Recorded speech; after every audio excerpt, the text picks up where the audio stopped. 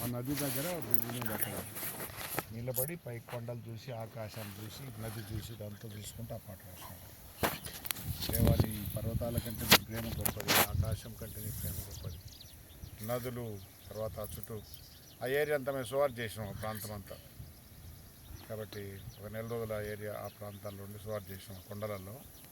కాబట్టి ఆ కొండలను ఆ నదిని టిస్టా రివర్, టిస్టా నది అంటుందండి. ఆ నదిని ఆ పర్వతాలను ఆ వాతావరణం అంతా చూస్తూ ఆయన అబ్బా దేవుడు కదా ఇంత చేసిందని చెప్పి ఆయనకు ఆశ్చర్యంతో దేవా నువ్వు మరి ఈ కొండలను చేసినావు, ఆకాశము, ఈ మేఘాలు, ఇదంతా నీళ్ళు, ఇదంతా అని చెప్పి చాలా సంతోషంతో ఆనందంతో పట్టలేక పాట రాసినారు. ఆ పాట మన తెలుగులోనికి తర్జుమా చేసినారు. కాబట్టి మొట్టమొదటి రాసింది ఆయన, అక్కడ ఎల్డర్ కొడుకు ఆయన. కాబట్టి సంఘ పెద్ద కొడుకు ఆ పాట రాసినాడు. అది మనం అందరం పాడుతున్నాం. ఏం పేరు అంకుల్? పేరు వాళ్ళది? ఆయన పేరు జ్ఞాపకం లేదు. నేపాలీ భాషలో రాశాడు పాట, తర్వాత తెలుగులోకి తర్జుమా చేసినారు. కాబట్టి ఇక్కడ ఈ ప్రాంతంలో ఈ కొండ మీదకి వచ్చి చూస్తూ ఉంటే మరి నిజంగానే పక్కన టేకలపల్లి చెరువు, ఎంత చెరువు పక్కన ఊరు, ఇక్కడ ఊర్లు అన్నీ చూస్తూ ఉంటే అన్నీ చూసుకుంటూ మరి ఎంత ప్రశాంతమైన వాతావరణం. ఇందాక మనం వాక్యం విన్న రీతిగా ఇలాంటి స్థలాలకు రావడంలో కొన్ని లాభాలు చెప్పినాడు. ఎందుకొరకు ఇటువంటి ప్రాంతాలకు యేసు ప్రభువారు తర్వాత ఆయన శిష్యులు కూడా ఎందుకు కొండ మీదకి వెళ్ళి ప్రయాణం చేసినారు దాని కొరకు కొన్ని కారణాలు చెప్పినాడు. ఒకటి, రహస్యంగా ప్రయాణం చేయడం, ఎవరు కనబడకుండా దూరంగా, మనుషులకు దూరంగా వెళ్ళి ప్రయాణం చేయడం. ప్రశాంతంగా ఉండడానికి కొరకు రెండవ కారణం, ప్రశాంతంగా ఉండడం కొరకు. మూడవది, మనుషులకు చూపించుకోకుండా కాకుండా మరి మనం ప్రభువుతోనే గడపడానికి కొరకు మూడవ కారణం. రహస్యమంతా చూసే తండ్రి ఆయన ప్రతిఫలం ఇస్తాడు. కాబట్టి ఆయన ప్రతిఫలం కొరకు ఇలాంటి స్థలాల్లో మనం ప్రార్థిస్తున్నప్పుడు ప్రభు యొక్క నడిపింపు మరి 75వ సంవత్సరంలో జరిగిన సంఘటన ఇందాక చెప్పినాను. ఈ కొండ మీద పాస్టర్ గారు వచ్చి ప్రార్థన చేసినప్పుడు ఆయనకు దేవుడు ప్రత్యక్షత ఇచ్చినాడు. అందుకొరకు ఈ స్థలంలో మరి ఇక్కడ ప్రార్థన చేసుకోవాలి ప్రతి సంవత్సరం ఏర్పాటు చేసినారు. అంటే ఇది ఒంటరిగా ప్రశాంతమైన స్థలంలో ఏకాంతంగా వెళ్ళి అదొక కారణం. ఈ కొండ మీదకి వచ్చి ప్రార్థన చేసేది ఒక ఏకాంతమైన స్థలం ప్రార్థించడం, అదొక కారణం. దారూరు సంగతి కూడా చెప్తారు. దారూరు సంగతి కూడా అప్పుడున్న మిషనరీలు ప్రాంతం అక్కడ చాలా పచ్చగా చాలా మంచిగా కనబడుతూ ఉంటే పోయి ప్రార్థన చేసుకున్నారు ఆ చెట్లలో. చాలా బాగుందని చెప్పి ప్రతి సంవత్సరం అక్కడ పోయి ప్రార్థన చేసుకునేవాళ్ళు. అట్లా ప్రార్థన చేసుకొని ఇంకా రాను మనుషులు ఎక్కువ అవుతూ ఉంటే అది జాతర అయిపోయింది ఇప్పుడు. కాబట్టి వాళ్ళు మనమేమి విమర్శించలేము. వాళ్ళు చేసిన సేవలో ఏమాత్రం సేవ చేయలేదు. మనం రాను మనుషుల ఆచారాలు, దేవుని వాక్యాన్ని పక్కన వెళ్ళిపోయి మనుషుల ఆచారాలకే ప్రాధాన్యత ఇచ్చి అసలు దేవునికే ప్రాధాన్యత లేకుండా అయిపోతుంది అనుకోండి ఇటువంటి జాతరల ద్వారా. జాతరలు కూడా మనం ఏం తప్పుపట్టలేము. జాతర పేరు మీద ఏదో ఒక పేరు మీద దేవుని కార్యం జరగాలని ఉద్దేశం, సువార్త ప్రకటించబడాలని ఉద్దేశం. చెప్పాలంటే ఈ యొక్క దారూరు జాతర ద్వారా ఎంతో సువార్త ప్రకటించబడుతుంది. వాళ్ళు ప్రకటించబోయినా ఎంతోమంది ప్రకటిస్తున్నారు. కాబట్టి ఏదో ఒక రీతిగా దేవుని పని జరుగుతూ ఉంది. ప్రభు అన్నాడు, అది పౌలు అన్నాడు కదా, మిష చేత కానీ కక్ష చేత కానీ దేవుని సువార్త ప్రకటించబడదు, అది నాకు సంతోషం అని చెప్పినాడు. కాబట్టి ఇటువంటి ప్రాంతాల్లో మరి మనం ప్రార్థన చేసుకోవడానికి ప్రభు మరి మంచి సమయం ఇచ్చినాడు. అందుకొరకు ప్రభుని స్తుతిస్తుంటున్నాము. ఈ సమయాన్ని మనం వ్యర్థం చేసుకోకుండా మరి శక్తివంతమైన రీతిగా, ప్రయోజనకరమైన రీతిగా, ఆశీర్వాదకరమైన రీతిగా మరి సమయం ఉండినట్లుగా మన హృదయాలు ప్రభుకు సమర్పించుకొని ప్రార్థన చేస్తాం. ముఖ్యంగా సహోదరుడు ఇందాక పంచుకున్న విషయాల్లో ఆయనకు ఉన్నటువంటి భారాన్ని ఆయన పంచుకున్నాడు. ముఖ్యమైన భారం ఉత్తర భారతదేశం కొరకైన భారాన్ని సహోదరుడు పంచుకున్నాడు. ఎందుకంటే సహోదరుడు మరి కుటుంబంతో అక్కడే ఉత్తర భారతదేశంలో టాండాలో సేవ చేసేవాళ్ళు, టాండా దగ్గర బరోలి. కాబట్టి అక్కడ టాండాలో ఆ చుట్టూ ప్రాంతాల్లో కూడా చర్చెస్ సంఘాలని మూసేసినారు. అక్కడ ఉన్నటువంటి సంఘాలు కూడా మూసేసినారు. అందుకొరకే మరి అక్కడ టాండాలో ఉన్నటువంటి సేవకుని ఇంకొక విశ్వాసం కూడా అరెస్ట్ చేసి జైల్లో వేసినారు. కొన్ని రోజులు జైలు ఉన్న తర్వాత వాళ్ళు బయటకు వచ్చినారు. ఇప్పుడు అక్కడ ఉండడమే కష్టమవుతుంది. ఉంటే వాళ్ళు జైలు పంపిన పరిస్థితులు కనబడుతున్నాయి. అక్కడ అక్కడ మందిరం అంతా మూసేసినారు, అక్కడ అన్ని మందిరాలు మూసేసినారు ఆ ఏరియా ప్రాంతం. కాబట్టి విశ్వాసులు చాలా ఆశ కలిగి ఉన్నారు. ఇందాక పసిపిల్లలు అని చెప్పినాడు కదా, విశ్వాసంలో వారు పసిపిల్లలు ఉన్నారు, కొత్తగా ప్రభువుని నమ్ముకున్నారు.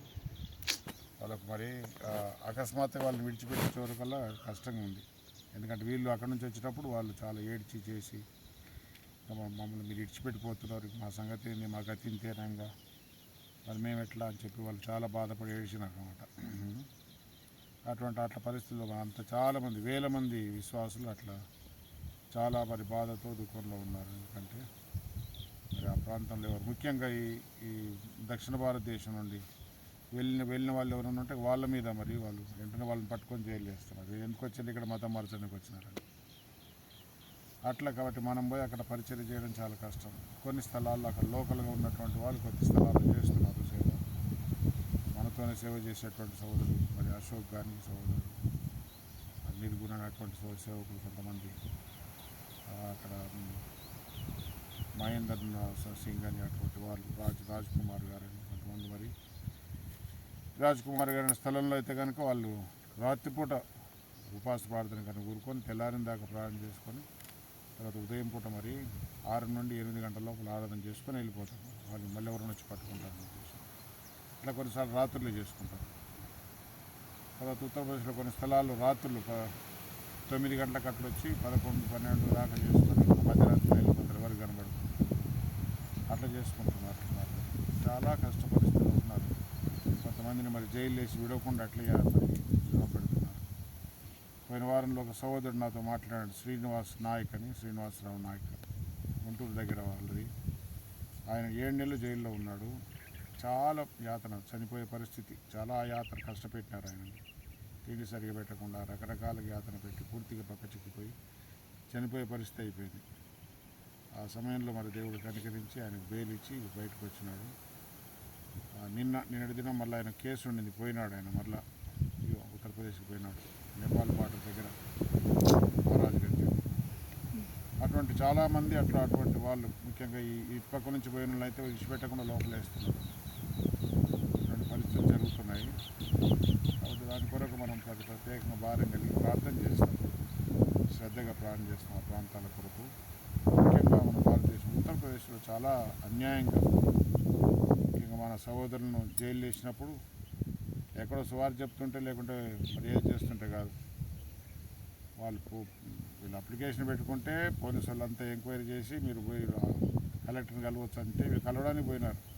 మా మందిరం ఓపెన్ చేయడానికి కొరకు ఇన్ని రోజులు మూసేసినారు, ఓపెన్ చేయడానికి మరి మమ్మల్ని రమ్మన్నారు, అంతవరకు మేము వచ్చినామంటే వాళ్ళు నీకు ఏం మాట్లాడకుండా పోలీసు వాళ్ళకి ఫోన్ చేసి పిలిపించి పట్టించేసి తీసుకుపోయి పడేసాడు. అట్లా అంటే కనబడితే తీసుకుపోయి జైలు వేసే పరిస్థితులు ఉన్నాయన్నమాట. దాని కొరకు సహోదరులు వచ్చేసినారు, కుటుంబాలతో ఇక్కడ వచ్చినారు, వాళ్ళ 2 కుటుంబాలు కూడా. వారి భవిష్యత్తు పరిచర్య కొరకు ప్రాంతాలు రాజు సహోదరుడు, ఆయన భార్య, కుమార్తె, సహోదరి ఇంకా మరి గర్భవతిగా ఉంది. వారు ఇప్పుడు ఆంధ్రలో ఉన్నారు. వాళ్ళు ఇప్పుడు ఎక్కడ సేవ చేయాలో దాని కొరకు ఎదురు చూస్తున్నారు. అక్కడ వెళ్ళే పరిస్థితులు లేవు ఇప్పుడు. మరి చరిష్మా వీళ్ళు కూడా మరి అక్కడి నుంచి వచ్చేసి వారి పరిస్థితులు బాగుపడితే కానీ ఇక్కడ అక్కడ పోయేటట్టు పరిస్థితులు లేవు.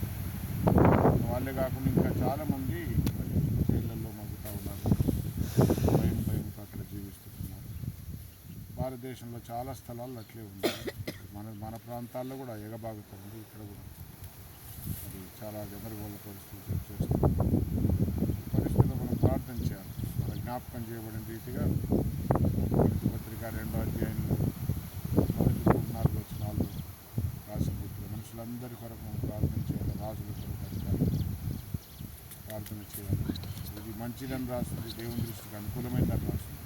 ఇది మంచిది, మనం ప్రార్థన చేసేది మంచిది, దేవుని దృష్టికి అనుకూలమైంది. మనుషులందరూ రక్షణ పొందాలా, అది దేవుడు కోరుతున్నాడు. సత్యాన్ని గురించిన అనుభవ జ్ఞానం కలిగి ఉండాలని దేవుడు కోరుతున్నాడు. అందుకొరకే మనం మనుషులందరి కొరకు ప్రార్థన చేయాలి, వాళ్ళ మేలు క్షేమం కొరకు, వారి రక్షణ కొరకు ప్రార్థన చేయాలి. రక్షణ పొందినటువంటి వారు సత్యాన్ని గురించిన అనుభవ జ్ఞానం కలిగి ఉన్నారు.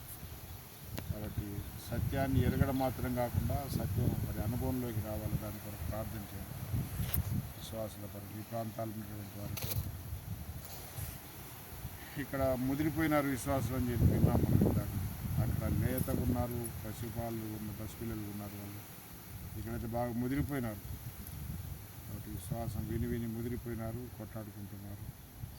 కాబట్టి ఉన్నదాన్ని మరి వీళ్ళే విచ్ఛిన్నం చేస్తున్నారు. ఎవరో పోలీసు వాళ్ళు ఆర్ఎస్ఎస్ హిందువులు వచ్చి నాశనం చేసేది కాకుండా వీళ్ళే నాశనం చేస్తారు. ఇటువంటి దుఃఖమైన పరిస్థితులు ఈ ప్రాంతాల్లో జరుగుతున్నాయి. క్రైస్తవులే, కొంతమంది సేవకులే నాశనం చేసేటువంటి బాధ్యత మా మీద ఉందన్నట్లుగా ప్రవర్తిస్తున్నారు. వాళ్ళ అధికారుల కొరకు, డబ్బు కొరకు, వాళ్ళ మరి పేరు కొరకు, ప్రఖ్యాతుల కొరకు, సంఘము సేవ సువార్త నాశనం అయిపోతే మాది మాకు కావాలన్నటువంటి ధోరణి అనేకుల్లో. ఇది మరి విపరీతమైన పరిస్థితి. అక్కడేమో అన్యులు మరి నాశనం చేస్తుంటున్నారు, ఇక్కడేమో విశ్వాసులు సేవకులే నాశనం చేస్తున్నారు. చాలా బాధాకరమైన పరిస్థితి. అందుకొరకే మనం వీటన్నిటి కొరకు ప్రాముఖ్యంగా ఈ విషయాల కొరకు ఈ దినం ప్రార్థన చేస్తాం. తర్వాత ఇతర విషయాల కొరకు కూడా ప్రార్థన చేస్తాము. మొట్టమొదట మాత్రం ఈ విషయాలు జ్ఞాపకం ఉంచుకుందాం. మన భారతదేశం కొరకు, క్షేమం కొరకు, పరిపాలించేటువంటి వారి కొరకు ప్రార్థన చేస్తాము. తర్వాత మరి అధికారులందరి కొరకు, పరిపాలించేవారంటే నాయకులు, రాజకీయ నాయకులు, అధికారులు అంటే ప్రభుత్వ అధికారులు, ఆఫీసర్లు. కాబట్టి వాళ్ళు కలెక్టర్లు కావచ్చు, ఇతర అధికారులు వారందరి కొరకు మనం ప్రార్థన చేస్తాము. ప్రభు నడిపించే రీతిగా ఈ అన్ని వ్యవస్థల కొరకు ప్రార్థన చేయాలి. ఈ పోలీసు వ్యవస్థ కొరకు ప్రార్థన చేయాలి. పోలీసు వ్యవస్థ అది ప్రభుత్వం చేతిలో ఉండి లేకుంటే డబ్బుల కొరకు ఇతరమైన రీతిగా అక్రమంగా అన్యాయంగా మనుషులు యాతన పెడుతుంటున్నారు. నిన్న మన ఒక ఆయన యాదగిరి అని ఒక ఆయన చనిపోయినాడు.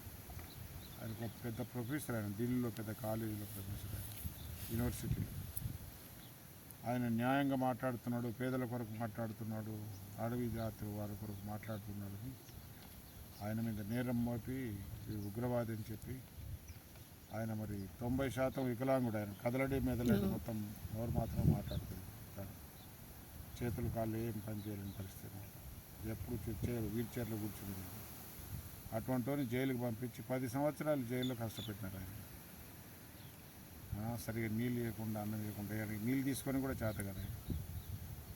అటువంటి చాలా బాధ పెట్టినారు. 10 సంవత్సరాలు బాధ పెట్టినారు. కోర్టు చెప్పినా కూడా ఇతను నిర్దోషం చెప్పినా సరే మళ్ళీ ఇంకేదేదో చేసి మళ్ళీ ఆయన జైలు పెట్టారు. ఇదంతా ఎందుకంటే ఆయన న్యాయం మాట్లాడుతున్నాడు, ప్రభుత్వానికి వ్యతిరేకంగా మాట్లాడుతున్నాడు. ఆయన వచ్చి 5-6 నెలలు అయింది జైలు నుంచి. సుప్రీంకోర్టు కూడా చెప్పేది ఈయనలో ఏ తప్పు లేదని చెప్పేసిన తర్వాత జైలు నుంచి పెట్టారు. 5-6 నెలలు అయింది. మన చనిపోయినాడు. 3-4 దినాల క్రితం చనిపోయింది. అంటే అంత ప్రభుత్వం ఇంత అన్యాయం, పోలీసులు, నాయకులు. అందుకొరకు వ్యవస్థల కొరకు మనం ప్రార్థన చేయాలి. మా దేశం ఇంత అన్యాయం అయిపోయింది. ఇప్పుడు క్రైస్తవులు కూడా ఎట్లా చేస్తున్నారు. ఒక ఆయన స్టాన్ స్వామి అని ఒక ఆయన కూడా సామాజిక విషయాల కొరకు మాట్లాడినాడు. క్రైస్తవుడు, ఆయన పాస్టర్. కొండ జాతుల వారి కొరకు, అనగారిన వారి కొరకు మాట్లాడినందుకు ఆయనను తీసుకుపోయి జైల్లో పెట్టి చనిపోయేదాకా జైల్లో ఉంచారు. చాలా బాధ పెట్టినాడు. ముసలాయన, వృద్ధుడు ఆయన. ఇటువంటి పరిస్థితులన్నీ కూడా జరుగుతున్నాయి. మన దేశ పరిస్థితులు చెప్తే ఇంకా ఎట్లా పరిస్థితులు జరుగుతాయో తెలియదు. ఇటువంటి పరిస్థితులు జరుగుతున్నాయి. కాబట్టి ఈ న్యాయ వ్యవస్థ కొరకు ప్రార్థన చేయాలి. కొన్నిసార్లు దేవుని దేవుల ఈ కోర్టులు కొంచెం సరిగా తీర్పిస్తున్నారు కొన్నిసార్లు. కాబట్టి ఈ కోర్టుల కొరకు, న్యాయ వ్యవస్థ కొరకు, ఈ యొక్క న్యాయాధీశుల కొరకు ప్రార్థన చేయాలా. పోలీసు వ్యవస్థ కొరకు కూడా మనం ప్రార్థన చేయాలి. పోలీసు వారి కొరకు ప్రార్థన చేయాలి. తర్వాత ఈ అధికారుల కొరకు ప్రార్థన చేయాలి. ఆఫీసులో కలెక్టర్లు అలాంటి అధికారులందరూ కూడా వాటిని కూడా మరి ప్రభు అధిలో ఉంచుకోవాలి. మన దేశంలో న్యాయం జరగాల, క్షేమం జరగాల, సమాధానం ఉండాలి, అభివృద్ధి జరగాల. దాని కొరకు ప్రార్థన చేయాలి. దేవుడు శక్తిగల దేవుడు. ఆయన తలుచుకుంటే కనుక ఎవరినైనా ఎప్పుడైనా తీసేస్తాడు, ఎవరినైనా పెడతాడు. కాబట్టి ఏదైనా సరే మనం ప్రార్థనతో చేయాలి. మన దేశ క్షేమం కొరకు, ప్రజలందరి కొరకు ప్రార్థన చేయాలి. అన్ని వర్గాల గారి కొరకు, ప్రభుత్వం చేసేవారి కొరకు ప్రార్థన చేయాలా, అధికారులందరి కొరకు ప్రార్థన చేయాలి. ఈ విషయాలను జ్ఞాపకం చేసుకుని ప్రార్థన చేస్తాం. ఉత్తరప్రదేశ్ కొరకు ప్రత్యేక ప్రార్థన చేయండి. అక్కడ ఇంకా అనవసరమైనటువంటి ఆజ్ఞలన్నీ తీసుకొని వచ్చి, రూల్స్ తీసుకొచ్చి మరి ఆ ప్రజలను చాలా యాతన పెడతా ఉన్నారు. తర్వాత మణిపూర్ కొరకు ప్రార్థన చేయాలి. సంవత్సరం కంటే ఎక్కువైపోయింది. వాళ్ళకి ఇంకా చాలా ఇళ్ళు లేవు, వాళ్ళకి ఉండడానికి, తినడానికి తిండిగా సరిపోయినటువంటి చాలా బాధ పెడుతుంది ఇప్పటికి కూడా. వారి కొరకు కూడా మేము ప్రార్థన చేస్తాం. దేశంలో ఇంకా చాలా స్థలాలు అటువంటి పరిస్థితులు జరుగుతున్నాయి. వీటన్నిటి కొరకు మనం ప్రార్థన చేస్తాము. కాబట్టి ఒక మంచి సమయం ప్రభు మనకు దయచేసినాడు. దాని కొరకు ప్రభును స్తుతిస్తాము. మన హృదయాలు సిద్ధపరచుకొని ప్రభుకు అప్పగించుకుందాము. ప్రభు మనలో కూడా ఉన్న కార్యం లోతైన జరిగించినట్లుగా వ్యక్తిగతంగా సమాజంలో సంఘాల్లో కూడా ప్రభు కార్యం జరిగించాలి. ఈ రెండు విషయాల కొరకు ప్రార్థన. ప్రభుత్వం ద్వారా, ప్రజల ద్వారా, మత శక్తుల ద్వారా సంఘానికి, పరిశుద్ధులకు, సేవకులకు జరిగేటువంటి అన్యాయం, హింస, ఈ యొక్క సంఘాల్లో ఉండేటువంటి శరీరానుసారులైనటువంటి సేవకులని పిలువబడే వారి ద్వారా, సంఘ పెద్దలను పిలువబడే వారి ద్వారా, ఏది లేకున్నా సరే అల్లరి సృష్టించేటువంటి వారి ద్వారా ఎంతో సంబరి దేవుని పని నష్టం అవుతుంది. దాని కొరకు మనం భారం కలిగి ప్రార్థన చేస్తాం. ప్రత్యేకంగా హెబ్రోను కొరకు కూడా ప్రార్థన చేస్తాం. హెబ్రోన్లో కూడా పరిస్థితులన్నీ కూడా ఇంకా సమాధానకరంగా, ఐక్యంగా, ప్రయోజనకరంగా జరగాల, శత్రువు తంత్రాలు లయపరచాలి ప్రార్థన చేస్తాం దాని కొరకు కూడా. కాబట్టి ఈ సమయంలో సిస్టర్స్ కొరకు ప్రార్థన, హెబ్రోన్ సిస్టర్స్ ఒక దాదాపు 20 మంది కంటే ఎక్కువ మంది బొంబాయికి వెళ్తున్నారు. రేపు బయలుదేరుతున్నారు. బొంబాయికి వెళ్తున్నారు. బొంబాయిలో ఏడు గుంపులుగా వెళ్ళి 5 గుంపులుగా వెళ్ళి ఆయా సంఘాల్లో ఉండి బొంబాయిలో వాళ్ళు సువార్త సేవ చేస్తారు. యవనస్తులు, హెబ్రోన్ యవనస్తులు ఎంత ధైర్యంగా సువార్త దూర ప్రాంతాలకు వెళ్తున్నారు. పట్టుకొని కొడుతున్నారు, జైలు వేస్తున్నారు. అయినా సరే భయపడకుండా నిన్న మొన్ననే బీహార్లో 10-15 మంది సిస్టర్స్ని మరి జైలు పంపించినారు. దేవుందలో మళ్ళీ వాళ్ళు విడుదల పొంది వచ్చినారు. మళ్ళీ ఆగేటట్లేదు, మళ్ళీ పోయేటట్టు వాళ్ళు సువార్త. అంటే ఇవన్నీ సేవ చేసే వాళ్ళు ఏమైనా సరే సత్యం బతిని పోతూ ఉన్నారు, ఇంకా సేవ చేస్తూనే ఉన్నారు. హెబ్రోన్ సిస్టర్స్ కూడా బయట సిస్టర్స్ వాళ్ళతో కూడా కలుసుకుంటారు. హైదరాబాద్లో సువార్త చేసి ఎన్నో చోట్ల వాళ్ళకి అవమానాలు, పోలీస్ స్టేషన్లో తీసుకొని పోయి చాలా గంటలు అక్కడ నుంచి వాళ్ళని తిట్టి చేసి రకరకాల అవమానపరిచినా సరే వాళ్ళు పోతూనే ఉన్నారు సేవ. ఇవన్నీ ఒకవైపు మరి ఇట్లా జరుగుతూ ఉంది, ఒకవైపు సాతారుడు మరి పని నాశనం చేసే పనులు చేస్తున్నారు. వీటన్నిటి కొరకు కూడా ప్రార్థన చేస్తున్నాం. సిస్టర్స్ కొరకు కూడా ప్రార్థన చేయండి. వారి ఆరోగ్యాలు కాపాడి క్షేమం వెళ్ళాలి, అక్కడ పరిచర్లో సాయం చేయాలని సన్నిహితుడుగా ఉంచాలి. ఇంకా అనేకులు అటు రీతిగా పరిచర్య చేస్తున్నారు. సికింద్రాబాద్ స్టేషన్ దగ్గర ప్రతిరోజు కొంతమంది సహోదరులు 5 గంటలకు వెళ్ళి 7-8 గంటల దాకా అక్కడ సువార్త చేస్తూ ఉన్నారు. ఎస్పీ చర్చి గేట్ ఎదురుగా చేస్తున్నారు కాబట్టి ఎవరేమనలేకపోతున్నారు. మైక్తో చెప్తారు, పాటలు పాడతారు, సువార్త చెప్తారు, పత్రికలు సువార్తలు ప్రతిరోజు జరుగుతుంది ఆ సేవ. దాని కొరకు మనం ప్రత్యేకంగా ప్రార్థన చేయాలి వారి సేవ కొరకు. వీటన్నిటి కొరకు సువార్తలు, పత్రికలు కరువైనవి. ఎవరు ప్రింట్ చేస్తలేరు, దొరుకుతలేవు. ఇలాంటి సమయాల్లో ఎన్నో కావాలా, అయితే ఈ ప్రింట్ చేసే సంస్థలు మరి ఆ పని చేయట్లేదు, ఇంకా పెద్ద సంఘాలు ఈ పని చేయట్లేదు. దాని కొరకు మనం ప్రార్థన చేస్తాం. కావలసిన పుస్తకాలు, పత్రికలు ఈ సమయంలో కావాలన్నా ఈ కొరత లేకుండా పోవాలి. దాని కొరకు భారంగా ప్రార్థన చేయండి. స్వార్థ వ్యాపం కొరకు, ఈ విషయాల కొరకు ప్రార్థన చేయండి. కాబట్టి జ్ఞాపకం చేసుకోండి. ఇతర విషయాల తర్వాత చెప్తాను. ప్రభుత్వమైతే నేను ఈ నెల 25వ తారీఖున నంద్యాల వెళ్ళాలా. 27 నుండి 30 వరకు ప్రత్యేక కూడికలు, అంటే 2 రోజులు ప్రత్యేక కూడికలు, 2 రోజులు దేవుని సేవకుల కూడికలు ఉన్నాయి. వాటి కొరకు కూడా ప్రార్థన చేయండి. ప్రభుత్వానుసరంగా ప్రయోజనకరంగా, మేలుకరంగా ఉండేటట్లుగా. కాబట్టి ఇతర విషయాలు మరి తర్వాత మనం చెప్పుకుందాం. తర్వాత కూడా ఆ విషయాలు చెప్పుకొని ప్రార్థన చేసుకుందాం. ఈ ప్రాముఖ్య విషయాల కొరకే మనం ప్రార్థన చేస్తాం. ప్రభువుని నడిపించే రీతిగా ఒకరి తర్వాత ఒకరు ప్రార్థించాలి.